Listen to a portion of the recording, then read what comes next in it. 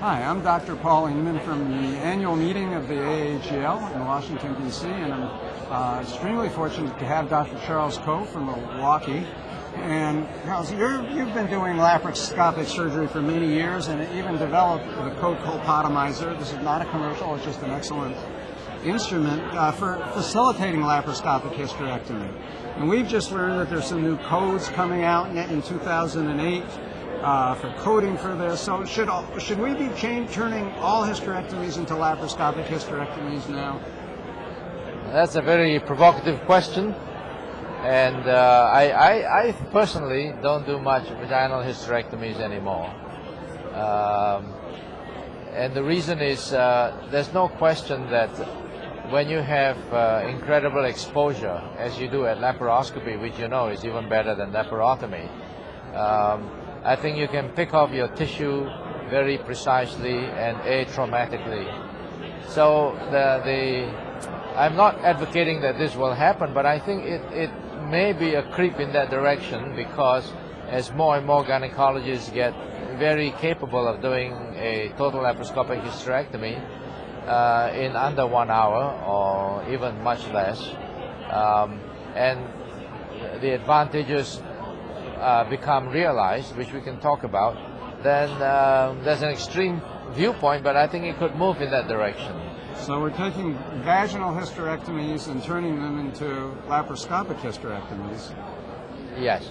Now, I know fully well the data that in comparison states that vaginal hysterectomy is probably the most cost-effective, the least complicated, and so on. But you are taking moments in time of studies here and there, and you usually, whenever there is a randomized trial, the institution is good at one more than the other, so it's really not a fair trial. There is no standardization of the operator, unlike when you have pills that can be randomized.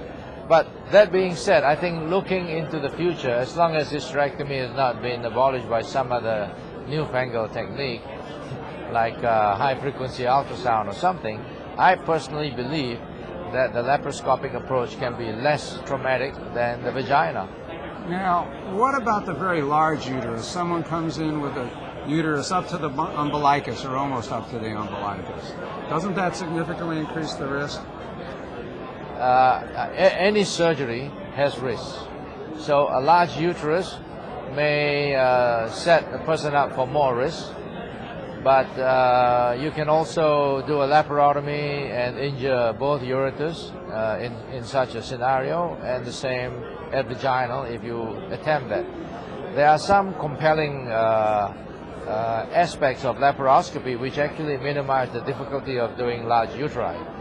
And if you think about it, what is a hysterectomy? A hysterectomy in the end is about wringing the vagina or cutting the vaginal cuff, detaching the uterus, and then figuring out how to deal with it by morcellation or otherwise. With laparoscopic hysterectomy, because of the ability to insinuate the laparoscope way deep into the pelvis, and with the counter traction or pushing of something like the Koh cup or any other cup device, this brings the vaginal fornix further out so that you can see it more readily, and therefore you have an end point to your operation. So if you know the end point of the operation, what about the start? The start of the operation is the infundibulopelvic ligament or ovarian ligaments and so on. With a huge uterus, you really can't see it. But the technique to create space is to put a tenaculum on the opposite side. Let's say if you're operating on the right infundibulopelvic, a tenaculum on the left side pulls the uterine fundus and the fibroids away, and you suddenly now have 2 cm clearance where you can see everything, where you can put your PK cutter, you can put your whatever, all the various sealer cutters that are available on the market today, and just keep going down. Then the next question is the end point. You know, you will realize when you're doing a total abdominal hysterectomy in a large uterus, how difficult it is to get down to feel the cervix, to open the vagina is just sunken. Well, with a cup that pushes up, you suddenly eliminated that difficulty. So in bits and pieces, it is not only a doable operation, but it can become very safe with experience.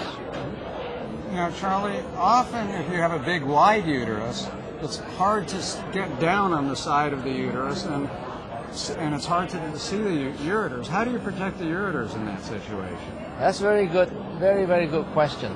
Part of the impetus for developing the colpotomizer was to avoid the need for dissecting the ureters when you secure the uterine vessels. And this has been shown in a smaller uterus, and we've done various